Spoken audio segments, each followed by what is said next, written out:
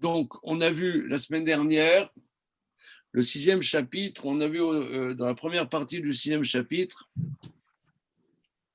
la manière dont le Maharal explique la Gemara, la Flamet Gimel Amoudbet dans Masechet Brachot,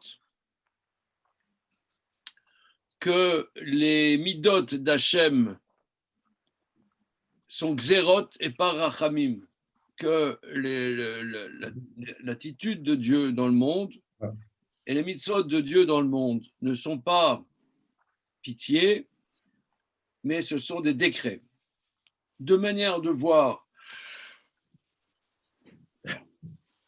le terme décret, deux manières d'aborder. Bonjour, monsieur Antoine. Bonjour. Deux manières d'aborder le terme décret, la manière de Rashi, que la base des mitzvot, c'est pour qu'on ait sur nous le joug de la volonté de Dieu. Et ce n'est pas pour autre chose. Voilà. C'est pas pour autre chose. Donc ça, c'est la démarche de Rashi. Et le Maharal dit non, c'est pas ça, c'est décret, c'est-à-dire comment dire, la démarche de Dieu, c'est pas que Dieu a une dimension de pitié dans le monde, parce que la pitié est quelque chose qui ne construit pas. Or, le monde, il est structuré, et c'est le din. Mais qu'est-ce que ça veut dire là? Que les mitzvot de Dieu sont xéra, c'est-à-dire que ça correspond à la science supérieure de Dieu, pas la petite science à nous, mais la science supérieure à Dieu. Alors maintenant, on est dans la colonne, la page Kafalef. Vaomer Akad Sipor Yagiu Rachamecha Ose. Alors, monsieur Antoine, est-ce que tu as le texte? Je cherche. Tu le cherches. Il a été envoyé sur le groupe WhatsApp ou? Ben non. Ok. Oui. Alors,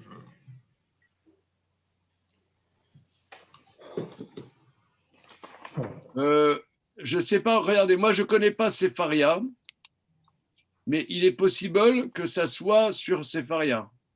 C'est sur Sepharia, mais ce n'est pas paginé de la même manière. C'est pas, ouais, En fait, c'est un vrai casse-tête. La typo n'est pas la même. Mais bon, l'essentiel, c'est d'avoir le texte. Certes, mais il faut s'y retrouver. Va Omer.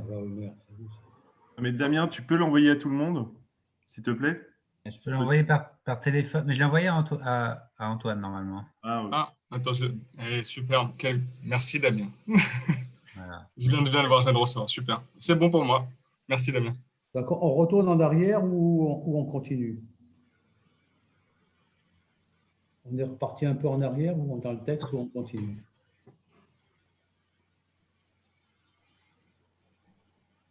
On était arrêté à Raoui. Vous avez là les braves? On peut l'envoyer sur Zoom. D'accord. Alors regardez. Le Vaomer Alkan Sipor Yagur Rachamea Osemilotav Shuidbara Manik Baem Olamo Rachamim Shumanik Olamo Betmilut Berachamim Zave ou Yetzia Menovesher Maché En Raoui. Est-ce que c'est bon là? C'est où? Quelle colonne? Comment? Quelle colonne? Dans cette page-là, c'est là. Ah oui, c'est pas paginé de la même manière.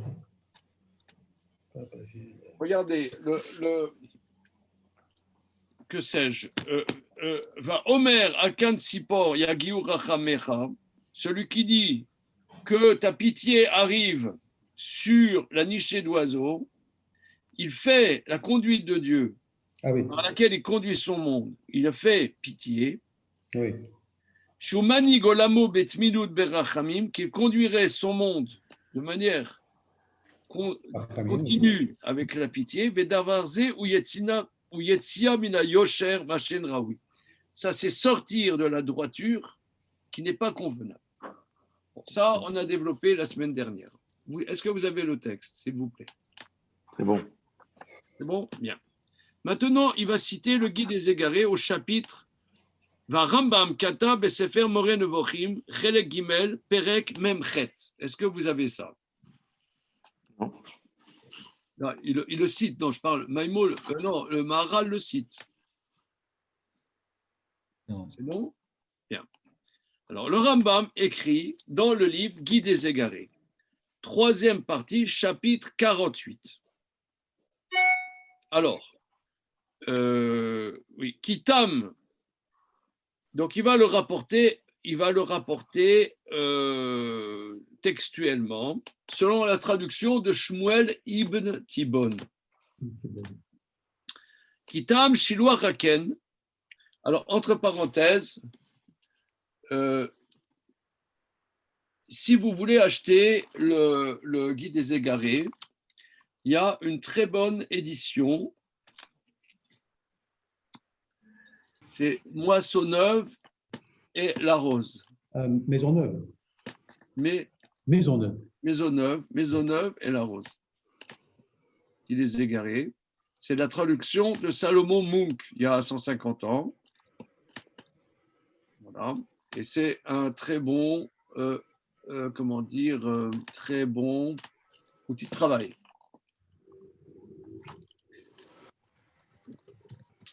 Rambam Katab Seomore Nevochim, Kitam Shiloh Haken. La raison pourquoi Dieu nous a demandé, quand on rencontre une nichée d'oiseaux avec la mère sur les œufs ou sur les oisillons, et que tu peux prendre les œufs ou les oisillons, tu dois renvoyer la mère, ensuite prendre les œufs et les oisillons. Quelle est la raison? Kitam Shohaken, qui a Betsim, chez Shochevet, Imam Alehem, les œufs sur lesquels couve la mère, Vaifrochim, Asrichim Leimam, et les oisillons qui ont encore besoin de leur mère, à la rove, Enam Roim Lachila. Majoritairement, ce n'est pas comestible. Oui, parce que les œufs sur lesquels la mère couve, les œufs, ils sont déjà plus comestibles, ils ont déjà été couvés, donc ils sont potentiellement des petits poussins. Valarov, Yesiba, Lianiachakol, finalement, majoritairement, tu prends ces oisillons, tu prends ces œufs, tu vas voir que ce n'est pas mangeable. Kima Shelokear Berov Apamim et Noraoui Lachila, car ce qu'il prend dans la majorité des cas de ce cas de figure n'est pas comestible. Vimelouat, donc finalement, tu vas faire souffrir la mère pour rien. Pour rien. Vimelu atsarim anafshim chasat oralem babemot veofot. Si ces souffrances de l'âme, la Torah a pitié sur ces animaux et sur les volatiles, Kol Sheken, les Adam, raison de plus chez les hommes. Donc lui, il explique, bonjour Michael, donc il explique Maïmonide, il explique que la Torah nous éduque, la Torah nous éduque à faire attention aux sentiments des animaux. Même la mère, tu la prends, alors ça veut dire, les animaux, on pourrait dire, sont au service de l'homme. Mais si c'est quelque chose qui est inepte, tu prends l'œuf sous la mer, donc tu fais souffrir la mer. Et tu prends l'œuf. À la limite, si l'œuf il est bon, pourquoi pas? Parce que l'animal est pour mon service. Mais je prends l'œuf, je vois il n'est pas comestible. Je veux faire une omelette, je vois l'œuf, il ne sent pas bon parce qu'il est déjà couvé par la mer. Donc finalement, j'ai fait souffrir l'animal pour rien. Donc ça, la Torah dit Artung. Donc si la Torah, elle t'éduque déjà à faire attention aux sentiments d'un être vivant et qui n'est pas humain, raison de plus de faire attention aux sentiments des êtres vivants. Ça, c'est le tam de la mitzvah que la Torah nous éduque à ça. Parce que tu vas poser la question, mais un petit agneau qui est en train de téter de sa mère, Alors, ça n'a rien à voir, parce que ici, c'est un cas de figure vraiment de la mer qui couvre. Donc, c'est la Torah. La Torah a visé ça de manière très précise. Voilà. Alors, Velotikshe, dit Maïmonide, Velotikshe al Omram, ne pose pas la question sur ce que le Talmud dit, Taflamet Gimel Amoudbet dans ma Sechet Brachot. Vaomer al Kanzipor Yagiur Rachamera Meshel Kimoto, celui qui dit sur la nichée d'oiseau, que sur la nichée d'oiseau arrive ta pitié. Donc, pour Maïmonide, a priori, c'est une question. En vérité, ce n'est pas vraiment une question. Parce que ce n'est pas vraiment une question, puisque là, on dit que Dieu a pitié des oiseaux. On peut dire que non, Dieu n'a pas pitié des oiseaux, mais Dieu veut nous éduquer à avoir pitié. Ça n'a rien à voir. Donc, j'ai vu des commentateurs de Maïmonide disent qu'ils ne comprennent pas bien la question de Maïmonide. L'otikshe alomram, et que ça ne soit pas difficile sur ce que dit le Talmud, celui qui dit sur la nichée d'oiseau arrive ta pitié, on le fait taire parce que l'attitude de Dieu n'est pas pitié, mais c'est xéra. Qui ou les chad meshte deot asher zacharnu. Cet avis, en vérité, il y a deux opinions dans la Gemara. N'est-ce pas? Oh, là, on sort du congélateur, là, les mecs. Ça fait 5 minutes que ça roupille. Là, je suis dans un monologue.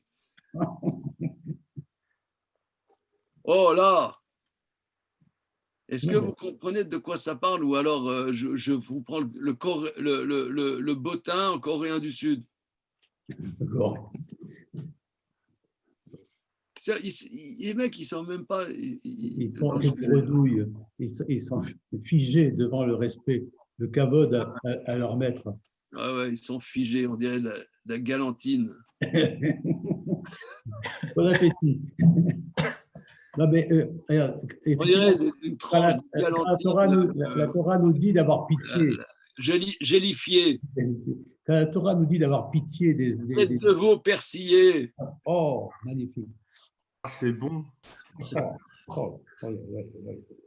bon. À cette heure-là, en plus, on en mangerait. Avec un coup de blanc. Bon, d'accord. Vous voyez, faites-moi plaisir, est-ce que vous voyez le problème? Michael, tu vois le problème?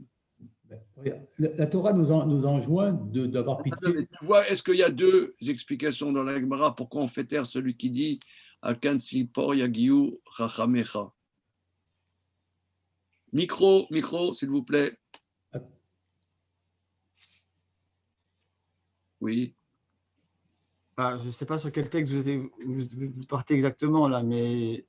Alors, attends, stop, parce qu'on part d'un texte. Voilà. On a un texte en tête. C'est la Gemara Lamed Gimel Amouvet dans Brachot. D'accord. Voilà. Alors, je me souviens d'une discussion entre entre Rambam et Ramban, qui est dans le Ramban sur justement la mitzvah de Shiloh Haken. Il y a un long Ramban là-bas qui ramène sur Rambam. J'imagine que c'est de ça que vous parlez, à savoir est-ce que c'est Rahmanout ou est-ce que c'est Xéra? Oui, c'est la Gemara. Mais il faut prendre la Gemara. On l'a déjà vu 3 fois, là, les mecs. Antoine, c'est bon? Comment? Bien sûr. Je n'ai pas la Gemara devant moi, mais, non, mais je reste toujours à essayer de bien comprendre l'opposition entre justement cette idée. Non. Moi, je cherche pas à comprendre. Je cherche à avoir les idées claires de quoi ça parle. Voilà. Après, on veut comprendre, ça c'est bien. C'est optionnel comprendre. Alors, bravo. Lamed Gimel Amoudbet, je vais chercher moi-même dans mon salon. Lamed Gimel Amoudbet.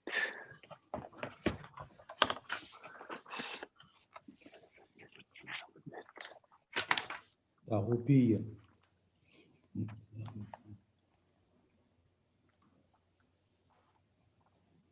Fafa, tu roupilles. Mais non, Ah bon? je cherche. Oui. C'est là, oui. Voilà, je l'ai devant moi. Oh, moi aussi, je l'ai devant moi. Voilà, page 66. 56. Ah 66. non, 60. 56. Non, 66. Là, 66, 66. Ouais. Vas-y. Oh. Des grabataires, je veux dire, c'est incroyable. אתה חסת על כן ציפורתה. חוס ורחם עלינו. תודה רבה. Bien. Est-ce que là, on vous a envoyé d'un brachot, la mode Gimel Amoudbet?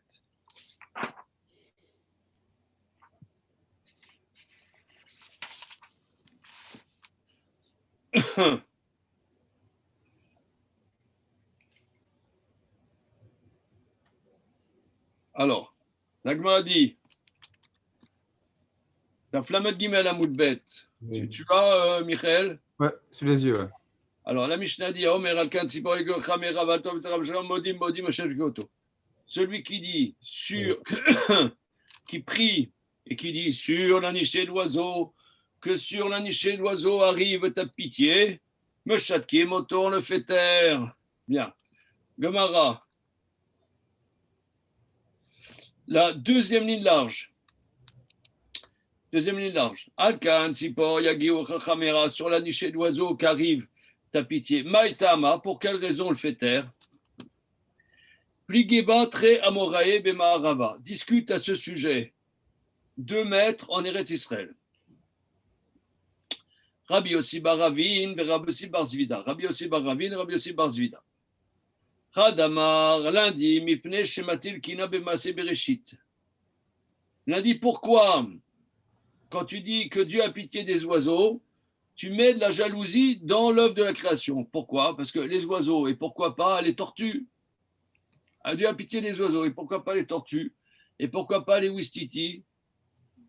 D'accord? Bon, ça c'est la première explication. Vechadamar, autre explication, mipne chaussé midotav shekalshbo chachamim venan elak zerot. Parce qu'il fait que l'attitude de Dieu dans sa création, c'est la pitié, quand en vérité ce sont des décrets. Alors il y a plusieurs explications sur cette phrase. Alors maintenant, Maïmo lui dit pourquoi la raison de Kan Sipor, la raison de la nichée d'oiseau, c'est pour nous éduquer à faire attention à la sensibilité des êtres vivants. Si déjà, sur des oiseaux, qu'il y a un risque, qu'en vérité, tu vas blesser la sensibilité.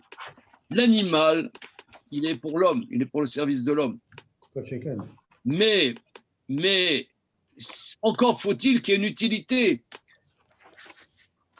Par exemple, est-ce que j'ai le droit de faire souffrir un animal en le rendant malade, en ayant le fait que son foie va devenir disproportionné et que j'aurai du foie gras? Est-ce que j'ai le droit? Oui. Pourquoi?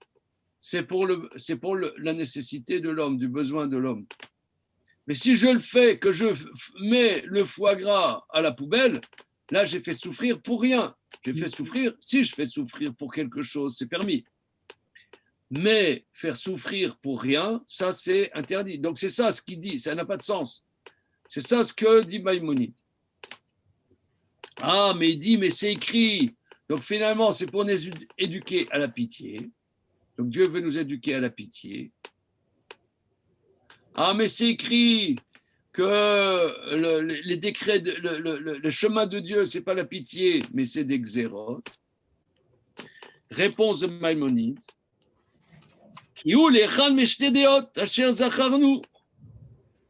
Ça, c'est une des 2 opinions que nous avons mentionnées.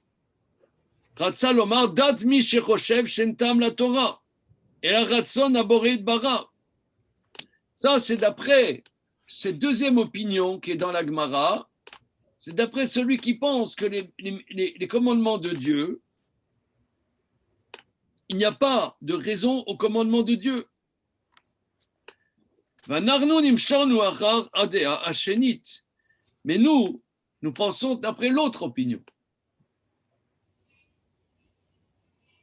Donc ça veut dire, Lui dit en vérité, celui qui dit parce que les attitudes de Dieu, parce qu'il fait que les attitudes de Dieu sont pitié et pas xérot, vous voyez, donc ça voudrait dire, ça, il explique Maïmonide dans le sens de Rachi, que les décrets de Dieu, c'est les décrets de Dieu, il n'y a pas d'explication à chercher. C'est comme ça qu'il explique cette phrase de l'Agmara. Pas comme le Maharal lui-même. Mais il dit, mais ça, c'est un débat. Et nous, on tranche la conclusion, pas comme cet avis. Que non, les décrets de Dieu ont, oui, une nécessité. Donc lui, il dit qu'en vérité, celui qui dit que les décrets de Dieu ne sont pas rachamim, mais sont xérot, donc lui, il comprend, comme Rachid dit, xérot, ça veut dire ça s'impose à toi et tu n'as pas à chercher l'explication. Il dit, ok, ça c'est une opinion. C'est une opinion comme une autre. Mais nous, la conclusion, on ne tient pas cette opinion. On tient l'autre opinion. Donc ça veut dire... Mais comment il va dire Agmara? Il dit, lui, il tient comme le premier avis, qui dit que Matil Kina Bema Sebereshit, que ce n'est pas la bonne explication. Minatarachamim, c'est pas la bonne, il faut trouver une autre explication. D'ailleurs, lui, il donne une autre explication. Il dit parce que les œufs, ils sont pas bons. Il va trouver une autre explication. Mais il y a une explication. Oui, c'est pour les éduquer. On a vu au début qu'il y avait une différence entre Xéra et Din, que le Din, justement, il était. Le din, il n'y a pas laisse de... comprendre. Le din, il n'y a pas de Rahmanout dans le din. Oui, oui, tout à fait. La Xéra, elle contient une Lui, il Rahmanout. comprend comme l'explication de Rachid. Il dit que celui qui dit c'est pas Rachamim, mais c'est Xéra, il explique que lui, il explique comme Rachid, pas comme le Maharal. Pas comme le Maharal. D'accord? Regardez, alors en vérité, j'ai un petit peu fouillé. Dans le Rambam, il développe longuement dans la troisième partie du Moreh Nevochim. Est-ce que vous avez là le Moreh Nevochim sous le bras là? Le point. Les bras Non. là, non, comme ça, entre la poire et le fromage, non. Oui, Voilà, ouais, ça va, ça roule. Tu as Arnaud là, tu as ça? hélas. Sûr que non. Mais alors, je ne comprends pas. Des fois, tous les ans, vous avez votre anniversaire. On vous offre rien, là? Je ne sais pas, moi. Ouais, je suis né le 25 Un décembre. chasse, un Maïmonide, non? Rien du tout. Non, mais si, ils vont s'ouvrir, ils se font offrir là, l'intégrale des CD de Johnny Hallyday, c'est tout ce qu'il se faut offrir. Là. Oh là. L'intégrale de Jimi Hendrix, des Who, que sais-je. Oh là là. Oui, ça c'est bien. Ça, c'est...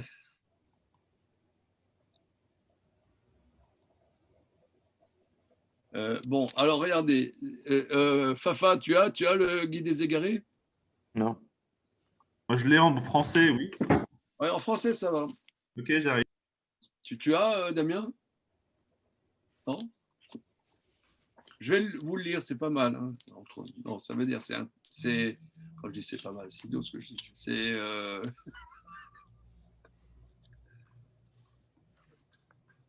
Là, il pose bien les problèmes. C'est où dans le guide, troisième partie, vous avez dit? Chapitre 26. Chapitre 26.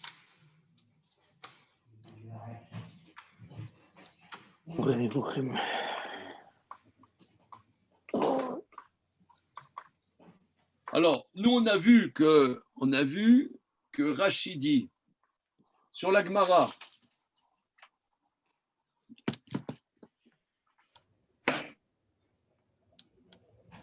Midotav, Rashi, Midotav, Mitzvotav, ses commandements, il n'a pas fait ses décrets pour la pitié. Et là, l'a-t-il à l'Israël Chouké Xerotav. Mais pour mettre sur Israël les décrets de ses lois, Léodia, Shemavada, Veshomre, Mitzvotav. mais pour faire savoir qu'on est ses serviteurs, respectueux de ses lois, ou xerot rokotav, et les décrets de les volontés de ces décrets, abedvarim sheyesh, la satan, la koum, la shivalem, lomar, matzorer, bemitzvazo, même pour les choses que l'accusateur et les goyim peuvent nous dire, mais à quoi ça sert? Eh bien, on fait les commandements pour exprimer que nous sommes les serviteurs de Dieu. Ce n'est pas pour avoir une volonté précise ou pas précise. J'ai cette version, moi. C'est bon, c'est bon. Alors, c'est la version que vous avez, c'est la traduction qui a été reprise aux éditions Verdier. C'est la traduction de Salomon Munk. C'est une bonne édition. Moi, je préfère Moissonneuve et machin parce qu'il y a des notes en bas. Ça intègre les notes de Salomon Munk, mais dans Verdier, ils ne les ont pas mises. Alors, je vais vous lire le début du chapitre 26. De même que les théologiens spéculatifs diffèrent sur la question de savoir si les actions de Dieu dépendent de sa sagesse, ou si elles dépendent uniquement de sa volonté sans avoir absolument aucun but. De même, ils diffèrent dans la manière de considérer les lois qu'il nous a prescrites. C'est-à-dire que les théologiens les théologiens de l'époque de Maïmonide se préoccupaient sur est-ce que l'action de Dieu a une intelligibilité ou non. Comme on dit en français, les desseins de Dieu sont impénétrables. Est-ce que les desseins de Dieu sont impénétrables ou pénétrables? Voilà.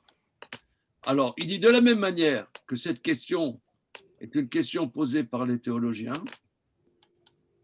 de la même manière, les lois de Dieu, on pose la même question.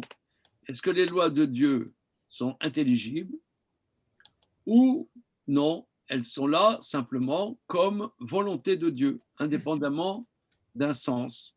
C'est une question.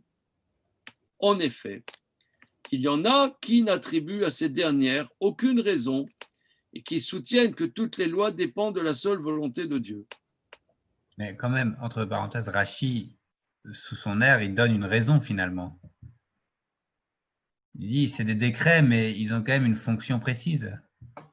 Il dit ça marche comme des décrets, mais ça a quand même une fonction précise. C'est pour répondre aux accusations qui viendront des peuples et du Satan. C'est quand même une manière de justifier. Oui. Oui, c'est vrai. Mais maintenant, tu vas poser la question, pourquoi Shabbat, tel travail est interdit et pas tel travail est interdit? Pourquoi dans le loulav, il faut une branche de palmier et pas une branche de peuplier? Bon, c'est comme ça. Pourquoi il faut un cédra et pas une tomate? Bon. Parce que la raison, c'est pour faire la volonté d'Hachem. C'est la raison. Il y a une raison. Est-ce qu'il y a une intelligibilité ou non? Il y a forcément un sens. Non, est-ce qu'il y a une intelligibilité? Forcément un sens. Pourquoi?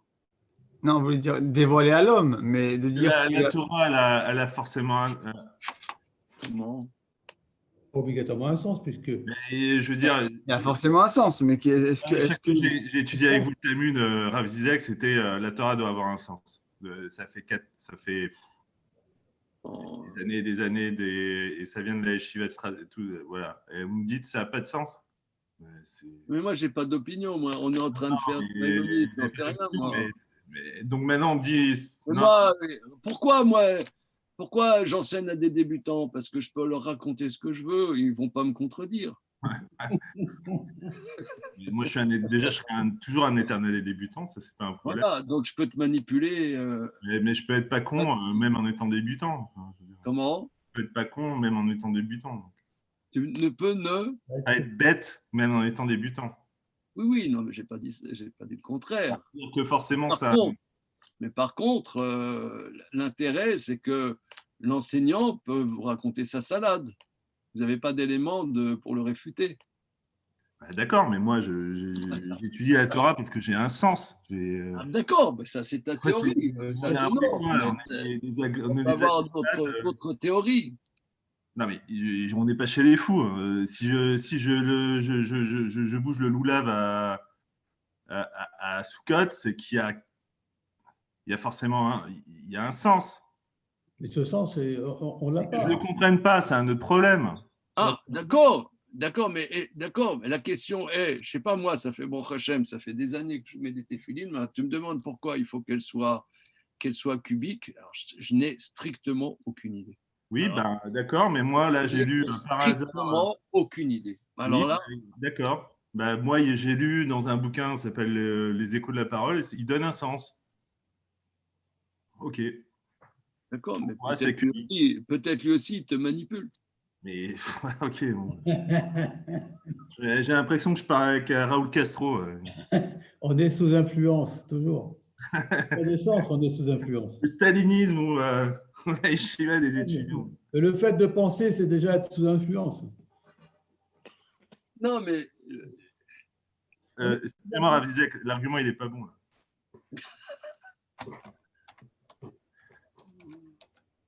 Vouloir trouver Je ne l'ai pas, c'est que forcément, il y a un sens.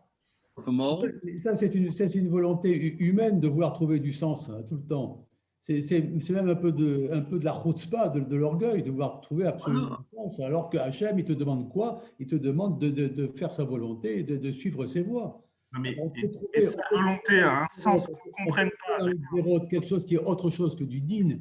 Le din, c'est le din, effectivement, c'est quelque chose de dur. Non, mais toi, pour toi, le judaïsme, c'est un hobby sympathique, mais je sais pas, moi, quand tu vas au boulot, quand tu mets ton costard d'imbécile, là, tu poses pas de questions. Et tu voilà, pour Mais bosser, évidemment, il je faut peux que tu poser aies un des questions. costard, c'est tout. La La vie, elle est comme ça. La vie, elle est comme ça. On fait des choses absurdes. Bien sûr. Déjà de se lever très Ça tôt. a un sens que je mette mon costard tous les dimanches, c'est pour gagner ma vie, tous les lundis, pardon. Comment? Ça a un sens, c'est pour gagner ma vie. De quoi on Là, parle? tu gagnes ta vie avec le limoud, c'est ta vie. Arrête, mais Sans limoud, il n'y a pas de vie. Non, attends.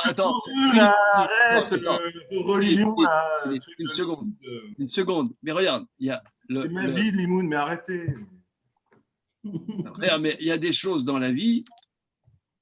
Non, mais moi, je reprends ce que dit Philippe. C'est que la volonté de Dieu. Regarde, par exemple, là, il y a le coronavirus, d'accord? Tu as compris, toi, pourquoi il y avait le corona? Pourquoi là, on Non. est. Non, mais ça, Pourquoi on n'est pas en présentiel? a forcément, ça forcément bouge quelque chose. Ça, qu'on ne comprenne pas, je suis d'accord avec vous, mais ça a forcément un sens. Ça a forcément un. D'accord, mais est-ce que ce sens est perceptible par l'homme? D'accord. Non, ça veut dire que nous, on est Deux questions. une maturité dans l'existence de penser que ce que Dieu fait, c'est pour le bien.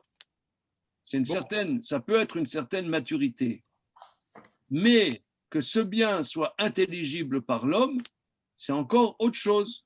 Okay. Alors, il y en a qui ont pensé, et pas des moindres, que, comme on dit en français, les desseins de Dieu sont impénétrables. Vous connaissez cette phrase. C'est Oui. Pas. Les chrétiens, les voies des seigneurs sont impénétrables. Alors, donc tu vois, les chrétiens, c'est pas deux personnes, c'est pas deux pelés, deux tondus. C'est 2 milliards d'individus. Et en plus, ils font des manifs aujourd'hui. Et on n'a jamais vu ça. C'est sympa. Non, c'est pas 2 pelés, 3 tondus. C'est 2 milliards d'individus. Et dedans, il y a des gens qui sont de dimensions respectables. Ils te disent les desseins de Dieu sont impénétrables. Donc ça, c'est quelque chose qui a pignon sur rue. Mais les théologiens dont parle le Rambam dans le guide, c'est les théologiens juifs ou non juifs? Principalement musulmans. Lui, ses interlocuteurs, c'était Les grands théologiens de son époque, ce n'étaient pas les théologiens chrétiens, puisque les grands théologiens chrétiens, ça sera à la suite du Guide des égarés, Thomas d'Aquin, qui a beaucoup travaillé sur le Guide des égarés. Les grands théologiens du Moyen-Âge, c'est après le Guide des égarés. Donc là, c'est des théologiens musulmans de son époque. C'est une question. Je ne sais pas, moi, est-ce qu'il y a une intelligibilité? Pourquoi là, on est comme des trucs enfermés chez nous, comme des imbéciles là? Je ne sais pas, moi. Pourquoi? Est-ce qu'il y a une intelligibilité à ça? J'en sais rien, moi. Non, on peut pas, Il y en a qui pensent que non. Ça ne veut pas dire qu'il n'y a pas une intelligibilité quelque part, mais elle n'est pas discernable par l'homme. Donc, nous, on fait la volonté. Alors ça, c'est au niveau de la conduite de Dieu dans sa création. Et il dit, Maïmonide, que c'est pareil quant au décret, aux lois de Dieu. Bon, si c'est Les lois de Dieu, eh ben, tu peux peut-être te faire des petites représentations si ça te fait plaisir, mais c'est pas ça le problème. Voilà. Il y en a qui pensent ça. Finalement, quelle différence on a? Parce que je veux dire, qu'il y a un sens au préalable, qu'il existe ou pas, mais que nous, ce qui compte, c'est notre positionnement. Ça veut dire que la question du sens initial, c'est une chose, mais nous, ce qu'on fait, c'est simplement, on a notre posture de recherche. Est-ce qu'on va inventer, est-ce qu'on va trouver ou pas, c'est autre chose. Toi, tu as ta démarche qui est mûre, comme Arnaud, vous avez une démarche qui est mûre. Est-ce qu'elle est exacte? Je ne sais pas. Vous avez un langage, comment dire, qui est rodé, et vous êtes content avec. Peut-être c'est faux. Mais c'est à nous que vous faites le reproche ou on est un miroir? Non, c'est à toi. C'est sûr. Intelligible dans ce vous êtes prêt, votre petit non, j'en sais rien, moi. Mais déjà, on n'a pas dit la même chose en plus avec Arnaud, même si on marche ce qu'elle est. Mais... C'est pas la même chose, mais tu as trouvé ton équilibre mental là-dedans. Peut-être qu'il est faux, j'en sais rien. Mais l'équilibre, Rav, c'est une danse, c'est pas quelque chose de figé. On va continuer. On va continuer. Rambam, de toute manière, Rambam, il n'avait comme interlocuteur que des musulmans. Or, les musulmans, quelle est la position des musulmans sur la volonté de Dieu? C'est quelque chose d'absolu. C'est quelque chose. Attends. À son époque, il y avait Avicenne, il y avait Averroès. Oui, c'était des esprits extrêmement, comment dire, d'une très, très, très grande recherche. Peut-être que ça existe aussi aujourd'hui dans l'islam, mais disons, l'islam politique que nous connaissons n'a rien à voir. Maintenant, peut-être que ça existe aujourd'hui, je ne sais pas. Moi, j'ai peu de connaissances dans l'islam. Peut-être que ça existe. Peut-être qu'il y a des penseurs dans l'islam aujourd'hui qui ne sont pas dans l'islam politique, mais dans la recherche fondamentale. Je ne sais pas. Peut-être vous connaissez là-bas, dans le 9.3, là, monsieur Chichportiche. 9.5, le 9.5, non. Tu n'as pas d'époque. On a Rav Brandt qui est un expert de l'islam, mais... Attends, regarde, elle est bonne. Je demande, est-ce que tu as des passerelles dans le monde musulman? Il dira, quand même, je te demande, des musulmans, ne me dis pas mon copain Brandt. Je sais qu'il a travaillé très longuement là-dessus. Non, mais je parle, est-ce que toi, tu n'as pas un imam là sous le bras? Non, je ne sais pas. Allez, on y va.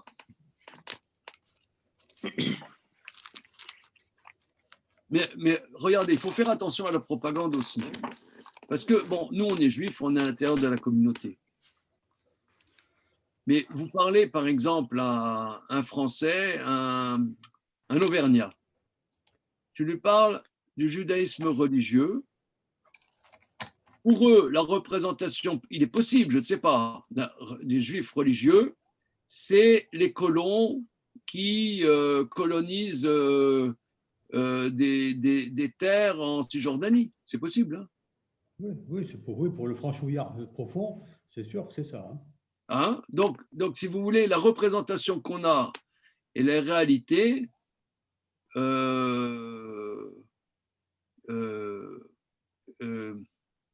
Ça veut dire, tu parles, je ne sais pas moi, un Français, vraiment français, de qu'est-ce que ça peut être un juif religieux. Il est possible, je ne sais pas, mais il est possible que pour lui, ça soit une dimension politique comment dire, raciste et expansionniste. Ça, c'est le christianisme qui a fait en sorte que le judaïsme… C'est possible, je ne sais pas. Donc, de la même manière, nous, la représentation qu'on a de l'islam, moi, elle est effectivement dans un islam politique, expansionniste et anti-Occident. Maintenant, sur le terrain… Et c'est sa volonté dès le départ. Sur le terrain, je ne sais pas si c'est représentatif de tout ce que l'islam, j'en sais rien. L'expérience que j'ai va un peu dans le sens de ce que je viens de dire, mais je n'ai pas une grande expérience. Alors, de la même manière, même des juifs, ils ne savent même pas que des juifs de la communauté, beaucoup ne savent pas qu'il y a des centres d'études qui travaillent, qui approfondissent. Parce que nous, on est un parmi des milliers d'autres. Ils ne savent pas. Alors, donc, ce n'est pas représentatif. Mais à l'époque de Maïmonide, la pensée, il y avait une pensée très, très, très riche au sein de l'islam. Ok, alors on va continuer.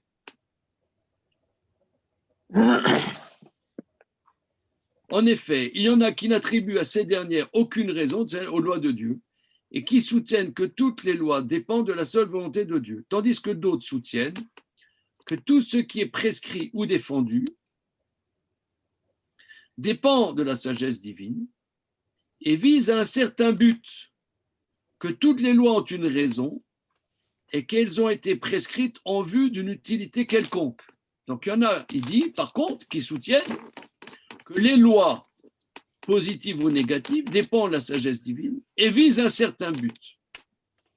Les lois ont une raison et qu'elles ont été prescrites en vue d'une utilité quelconque. Cependant, nous autres, il dit dans l'édition israélite, je ne sais pas si c'est comme ça dans votre traduction, donc il a l'air de dire nous autres, donc là, effectivement… Crochet israélite ici. Comment? Tu as israélite? Oui, il met les deux, il met nous autres entre crochet israélite. Voilà, c'est ça. Tandis que nous autres, entre parenthèses, israélites. Donc ça veut dire que là, il veut dire que là, c'est un consensus au sein d'Israël contre les théologiens qui apparemment sont des théologiens musulmans. Tous, tant que nous sommes hommes du vulgaire ou savants, nous croyons qu'elles ont toutes une raison. Mais qu'en partie, nous en ignorons les raisons, ne sachant pas en quoi elles sont conformes à la sagesse divine. Alors, dans la note en bas, mot à mot, et nous n'y reconnaissons pas le mode de la sagesse. C'est-à-dire qu'il est possible que la sagesse nous dépasse, mais qu'il y a une sagesse à décrypter. Alors, il va dire, il y a beaucoup de versets dans ce sens. Des passages de l'Écriture le disent clairement. Des statuts et des ordonnances justes. Chukim ou mishpatim, tzadikim, des lois et des décrets justes. Les ordres, dans Teilim, les ordonnances de l'Éternel sont vérités, elles sont justes toutes ensemble. Statuts, règlements appelés chukim. Alors, il y a des lois, on sait qu'on les appelle chukim, par exemple, ceux relatifs au tissu de manière hétérogène, à la viande cuite dans du lait, au bouc émissaire, sur lesquels les docteurs s'expriment en ces termes, des choses que je t'ai prescrites, sur lesquelles il ne t'est pas permis de réfléchir, dont Satan fait l'objet de sa critique, et que les gentils réfutent. Ces règlements, dis-je, les docteurs en général ne les considèrent point comme des choses qui soient absolument sans raison et auxquelles il ne faille pas chercher de but. Il dit si nos maîtres disent que ce sont des décrets, c'est que dans la structure de la gestion du monde, il n'y a pas une explication. Ça ne veut pas dire qu'il n'y a pas une explication. Il y a une explication. Les docteurs, en général, ne les considèrent point comme des choses qui soient absolument sans raison et auxquelles il ne faille pas chercher de but. Car cela nous conduirait à attribuer à Dieu des actions oiseuses, comme nous l'avons dit. Tous les docteurs croient au contraire qu'elles ont nécessairement une raison, je veux dire un but d'utilité. Mais cette raison nous échappe à cause de la faiblesse de notre intelligence ou de notre manque d'instruction. Selon eux donc il veut dire c'est un consensus dans les maîtres de notre tradition, tous les commandements ont une raison. Je veux dire que chaque prescription ou défense a un but d'utilité. Tantôt l'utilité en est évidente pour nous, comme celle de la défense de tuer et de voler. Tantôt l'utilité n'en est pas aussi évidente, comme par exemple lorsqu'on interdit l'usage des premiers produits des arbres, c'est-à-dire Kelaïm, ou le mélange de la vigne, Orla, ou Kela Kerem. Les commandements dont l'utilité est évidente pour tout le monde sont appelés Mishpatim, loi, ordonnance. Ceux dont l'utilité n'est pas généralement évidente sont appelés Chukim. Chukim, donc ça veut dire qu'il y a une utilité, mais pas évidente, mais il y a une utilité. Il dit souvent, on voit dans Sefer Dvarim, car lo adavar rek ou mikem, la chose n'est pas vide. C'est-à-dire, si elle est vaine, c'est de votre part. Et le maître explique, si tu n'arrives pas à trouver de sens à ce commandement, c'est parce que toi, tu es vide, c'est pas que le commandement est vide. Ce qui veut dire, cette législation n'est pas une chose vaine sans but utile. Et s'il vous semble qu'il en est ainsi à l'égard de certains commandements, la faute en est à votre compréhension.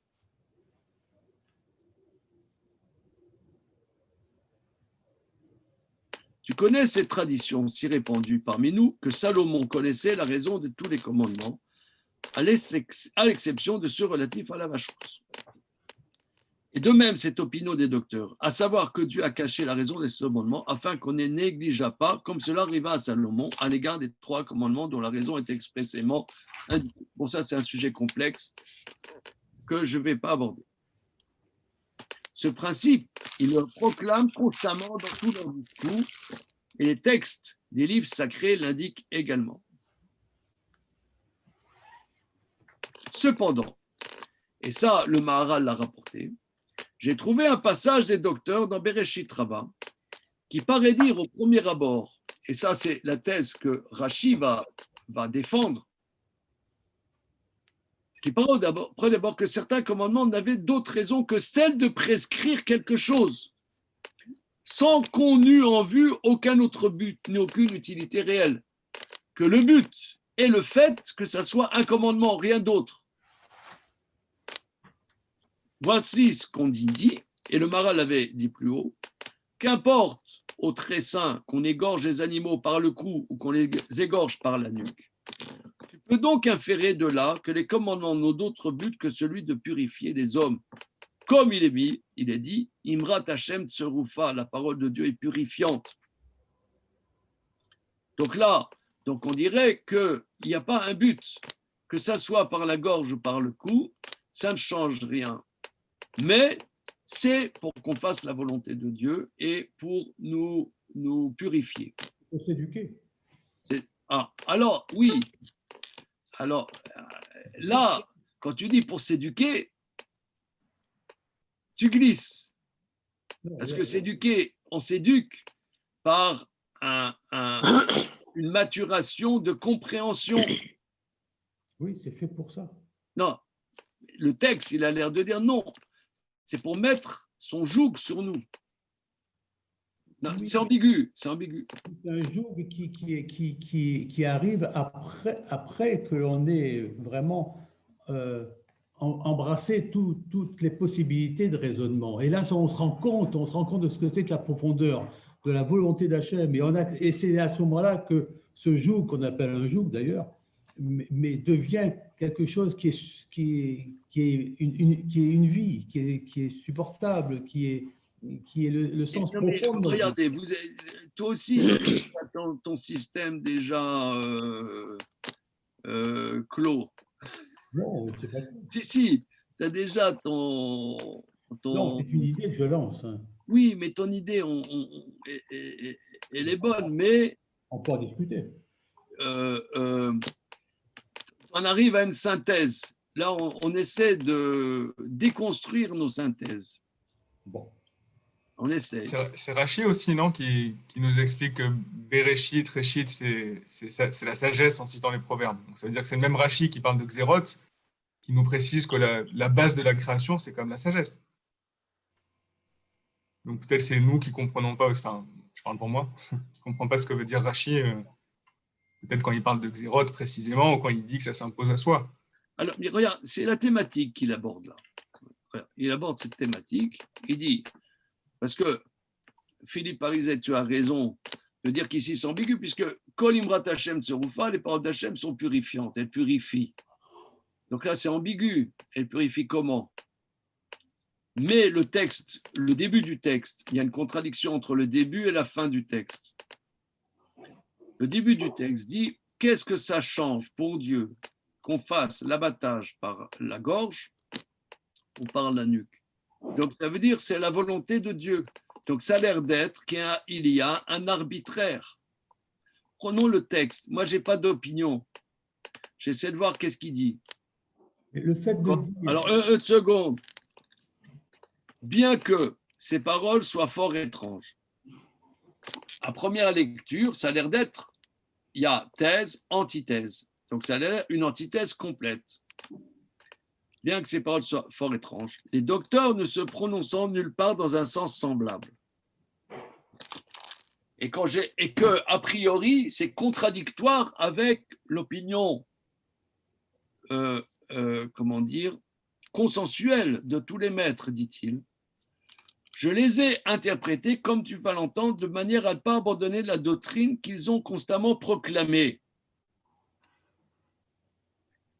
C'est-à-dire qu'apparemment, c'est une contradiction. Si vous voulez, là, ce matin, à 10h12 du matin, nous faisons une thérapie de groupe, n'est-ce pas? C'est-à-dire, on est tous convaincus de la sagesse divine et on frétille là-dedans. OK. Mais essayons de voir l'antithèse. Essayons de voir l'antithèse. On dit Maïmonide, il y a un texte a priori antithétique. Ça, c'est intéressant. C'est intéressant. Ça veut dire que ça nous sort de notre autisme intellectuel.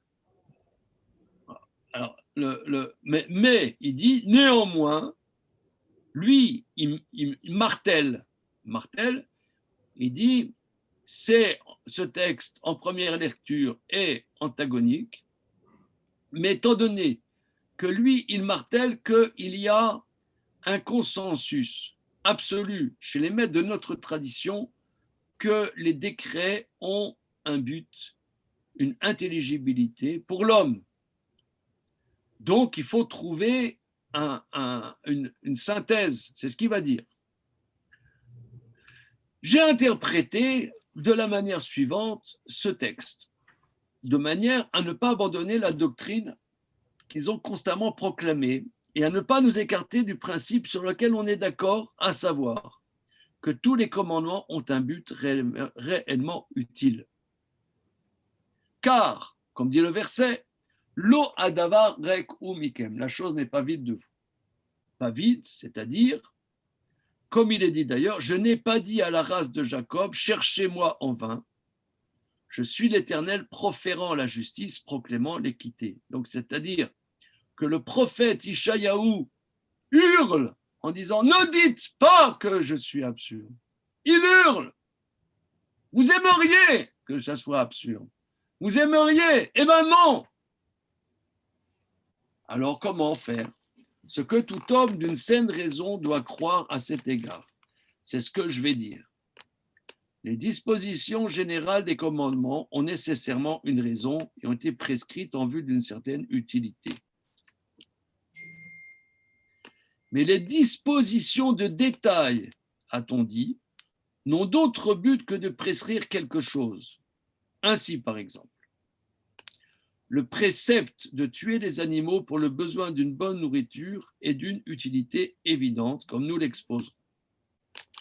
Mais si l'on dit qu'il faut les égorger par le haut du cou, non par le bas, et qu'il faut couper l'œsophage et la gorge dans un endroit déterminé, ces dispositions et d'autres semblables n'ont d'autre but que celui de purifier les hommes. C'est là ce qui résulte de leur manière de s'exprimer, qu'on égorge par le cou ou qu'on égorge par la nuque. En effet, je n'ai cité cet exemple que parce qu'on lit dans le passage des docteurs ces mots, qu'on égorge par le cou, qu'on égorge par la nuque. Mais si l'on examine bien la chose, voici ce qu'il en est.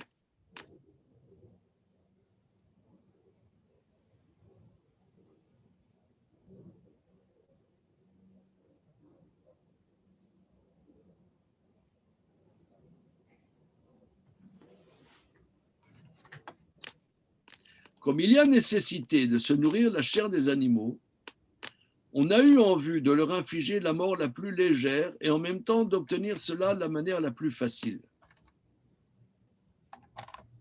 Car pour décapiter, il faudrait un glaive ou un autre instrument semblable, tandis qu'on peut égorger avec n'importe quoi. Et pour amener plus facilement la mort, on a mis pour condition que le couteau soit bien tranchant. Un exemple plus exact des dispositions de détail se trouve dans le sacrifice. En effet, le précepte d'offrir les sacrifices a une utilité grande et manifeste, comme je l'exposerai. Mais que la victime soit tantôt un agneau, tantôt un bélier, que les victimes soient d'un nombre déterminé, ce sont là des choses dont on ne pourra jamais donner aucune raison. Selon moi, tous ceux qui se donnent la peine de chercher des raisons pour quelques-unes de ces dispositions de détail font preuve d'une grande folie, et loin d'écarter par là ce qu'elles peuvent avoir d'absurde, il ne faut qu'augmenter les absurdités. Celui qui s'imagine que ces détails peuvent se motiver est aussi loin de la vérité que celui qui croit que le précepte général n'a pas d'utilité réelle. Bon, alors là, lui, il veut dire, moi, je n'ai pas d'opinion, hein, j'essaie de voir qu'est-ce que dit Maïmonide, je n'ai pas d'opinion. Que globalement, les commandements de Dieu ont une volonté manifeste, perceptible, facilement ou difficilement. Bien. Maintenant, quand le texte dit Maïr patlo la kadosh borou, qu'on fasse la shrita par la gorge ou par la nuque, alors il dit ça c'est un détail de la notion de l'abattage. L'abattage a, oui, une nécessité. Très grande nécessité, perceptible. Maintenant, que ce soit par-ci ou que ce soit par-là, ça, il dit, ça a aussi un sens. Oui. Ça a aussi un sens. Pourquoi ? Parce que si on te dit qu'il fallait briser le cou des animaux, c'est beaucoup plus violent et beaucoup plus, comment dire, cruel pour l'animal, ça fait plus souffrir que lui couper la trachée et l'œsophage qui sont beaucoup plus aisés. À la limite, avec une feuille de papier, tu pourrais couper la trachée et l'œsophage. Et la aigla. Oui, non, mais tu ne la manges pas, la aigla. Oui, mais tu les brises la nuque quand même. Oui, non, mais d'accord, mais ici on parle par rapport à manger. D'accord. Alors maintenant, tout ça pour dire que les détails sont, si tu veux rendre compte de manière intelligible de tous les détails, il dit ça, c'est absurde. Tout n'est pas intelligible dans les détails. Alors ça, vous savez, là, c'est encore des grandes discussions. Lui dit, et celui qui voudrait expliquer tous les détails pratiques des mitzvot est aussi absurde que celui qui voudrait dire que les commandements n'ont pas de logique. Absolument. Toi, tu dis absolument. Oui.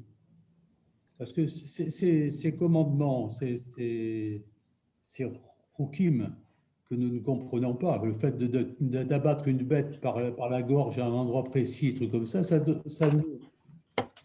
nous amène à une modestie beaucoup de notre part, à ne pas nous donner une extension illimitée. Bon, tuer une bête, on pourrait tuer une bête. D'accord, ok. Mais là, le Maharal s'oppose à Maïmonide. Le Maharal s'oppose à Maïmonide. Vous savez, aujourd'hui, il y a grosso modo dans l'étude talmudique deux grandes écoles.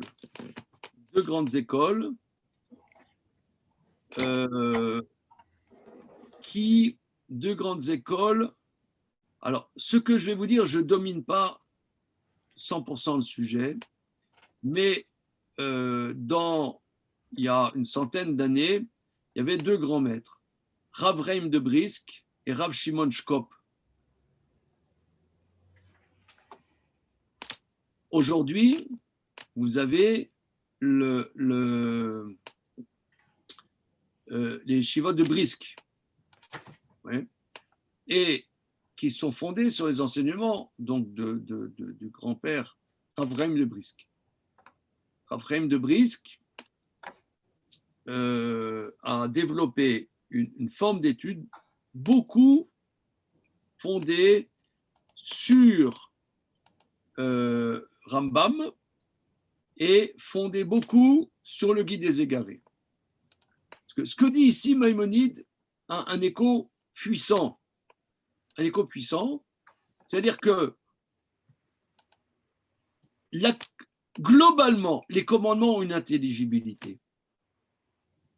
Mais dans les détails, c'est comment ce commandement va se concrétiser dans la réalité. Comme tu viens de dire, Philippe Parizet, très bien, que ça soit à tel endroit de la gorge, et pas plus haut et pas plus bas. Ça ne cherche pas une intelligibilité.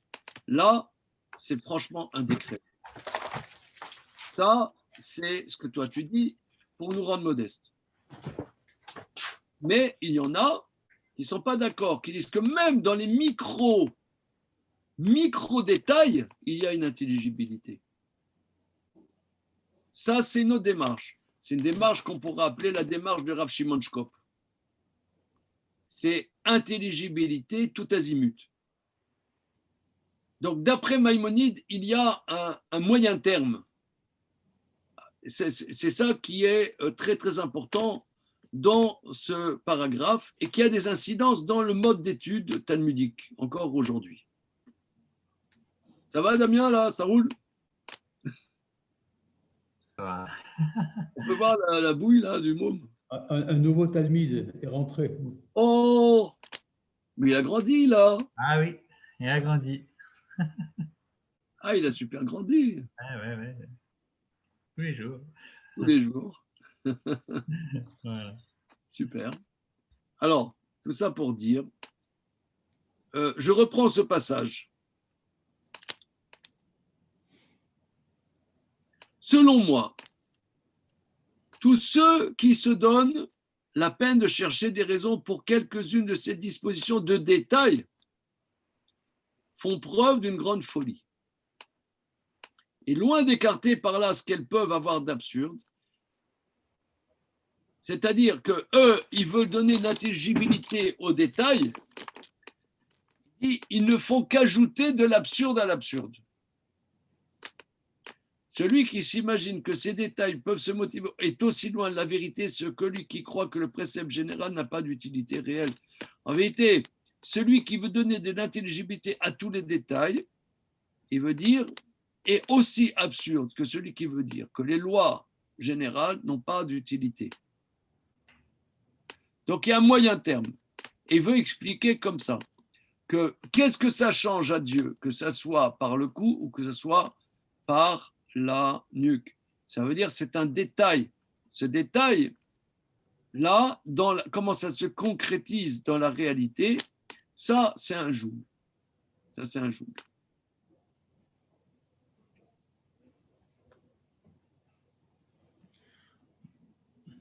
Le fait de dire que qu'est-ce que ça peut faire à Dieu, que ce soit comme ceci ou comme cela, ça c'est quand même une expression humaine qui vaut ce qu'elle vaut. Dieu ne se fiche absolument pas du comment et du pourquoi. Dire que qu'est-ce que ça peut faire à Dieu comme ceci et comme cela, c'est vraiment bon, je dirais presque que c'est de l'orgueil, ça, de parler comme ça au sujet de Dieu. Oui. C'est notre façon humaine un peu incontrôlée de parler de Dieu comme ça. D'accord. Alors, il développe très longuement. Alors, il y a encore un autre chapitre très, très intéressant. Très, très intéressant. C'est le chapitre 46. Chapitre 46. Et je trouve que c'est intéressant parce que dans la suite, il dit qu'est-ce qui fait que ces détails, ils n'ont pas de sens? C'est que structurellement, pour que Dieu il applique sa loi dans la matière, la manière dont ça se concrétise dans une chose, ça doit se faire d'une manière ou d'une autre. Alors que ce soit comme ça ou comme ça, bon, si c'est pas comme ça, c'est comme ça, mais du coup, c'est lié, c'est quand même lié structurellement à la relation entre Dieu et sa créature. Et là, pour le coup, ça n'a vraiment pas de sens. Alors que si c'est pour appliquer un joug à l'homme, si c'est pour éduquer l'homme, si c'est pour un but moral, ça garde quand même un sens. Mais là, lui, il dit, non, c'est que tu le fasses à droite ou à gauche, il faut bien le faire d'une manière ou d'une autre. Donc, c'est juste que dans le rapport à la matérialité, il faut que ça se concrétise d'une certaine manière. Donc, il y a un arbitraire quelque part. Il y a un arbitraire. Oui, mais ça veut pas dire que ça Voilà, ça veut dire. le libre arbitre. C'est très intéressant. Regardez, ce terme d'arbitraire, on le vit aujourd'hui. Maintenant, je ne rentre pas dans des histoires politiques, mais on dit le gouvernement prend des mesures arbitraires. Mais dans la réalité, tu es obligé qu'un arbitraire. Bah oui, pour diriger, il faut être arbitraire. Mais maintenant, la semaine dernière, on avait vu que le Maharal, lui, n'est pas d'accord avec ça. Oui, qu'il y avait une intelligibilité à la fin. Hein? Là, le Maharal, il n'est pas d'accord. Pas d'accord avec ça. Alors, regardez, on peut reprendre peut-être, parce que là, je vous conseille le chapitre 46 du Guide des Égarés. Lisez-le. Franchement, enfin, tous ces chapitres sont... Toujours, Rav. Comment? De la troisième partie, le chapitre 46 aussi. Ouais, chapitre 46. On a vu une partie du 26, 46. Le 46, et nous, c'est le... comment dire, c'est le 48. 48 sur la nichée d'oiseaux. Sur la nichée d'oiseaux, c'est 48. Alors reprenons, là on fait encore quelques minutes du Tiferet Israël. Il reprend donc, pour synthétiser, je reprends ce que tu dis, Damien, c'est-à-dire que globalement, on pourrait dire il y a une morale, une volonté spirituelle au commandement de Dieu. Maintenant, dans les détails, comment ça va se concrétiser dans les détails? Globalement, il y a une logique et il y a un enseignement à tirer de ça. Mais dans les détails, il y a un arbitraire. Parce qu'il faut bien que ça se fasse d'une manière ou d'une autre.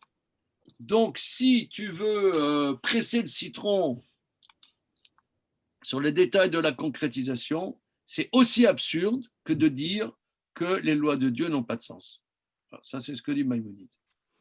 Maintenant, cette thèse est développée beaucoup dans un mode d'étude talmudique sur lequel va s'opposer une étude plutôt liée sur la manière maralienne de voir les choses, qui est l'étude de Rav Shimon Shkop. Rav Shimon Shkop était donc en Lituanie il y a, il est décédé dans les années 30. Et dans l'étude qu'on va faire là dans quelques minutes, dans Psachim, je vais rapporter un enseignement de Rav Shimon Shkop. Il y a des maîtres contemporains qui ont été des élèves de Rav Shimon Shkop. Enfin, quand je dis contemporains, ils sont décédés quand même il y a quelques dizaines d'années, comme Rav Shmuel Rossovski ou Rav Gurvitz de Gateshead. Donc des maîtres qui ont construit les yeshivot d'aujourd'hui, les yeshivot de Gateshead, les yeshivot de Ponyovitch. C'est la dimension de Rav Shimon Shkop. Voilà.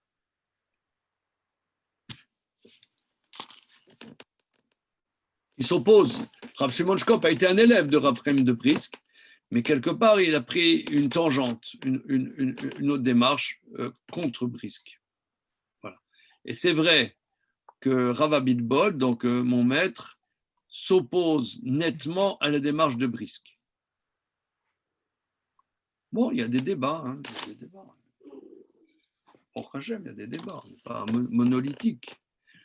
Mais ce n'est pas parce que, comment dire, nous, on a une certaine entrée dans la Torah qu'il ne peut y avoir que cette entrée. Il y a d'autres entrées. Il faut le savoir. Ça, c'est important. C'est important. Il y a, bien que nous soyons un petit peuple, on est un petit peuple, mais il y a des démarches très, très, très diverses dans l'étude et dans la pratique des mitzvot. Il y a des démarches diverses. Et c'est vrai que des fois, ça nous est difficile d'imaginer comment il peut y avoir une démarche presque antagonique.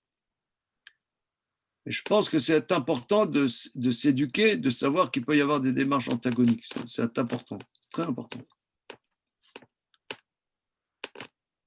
Alors, on fait encore quelques phrases. Donc, il rapporte donc le Moreh Nevochim qu'on vient de voir, va émettre la vérité, qui yesh la fli afefele al dvarim elou. Je m'étonne incroyablement sur ce que dit le Rambam.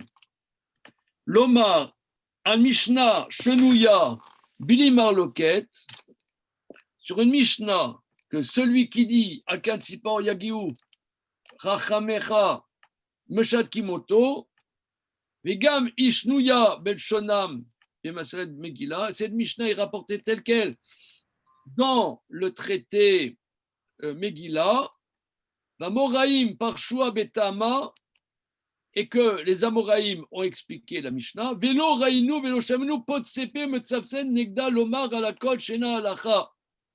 Donc lui, il voudrait dire que Rambam est en train de nous dire que cette Mishnah n'est pas la conclusion légale. Kol Sheken, Davar, Shumagia, Leimuna, raison de plus sur quelque chose qui touche la Emouna. Alors, comme Rabbi Michael, tu l'as rapporté tout à l'heure, maintenant il va rapporter Nachmanide dans Parashat Kitetse sur Kansipor. En Bezrat Hashem, la semaine prochaine, on regardera Nachmanide. On développe ça un peu tous les avis. On développe un peu tous les avis parce que c'est un sujet central. Ok?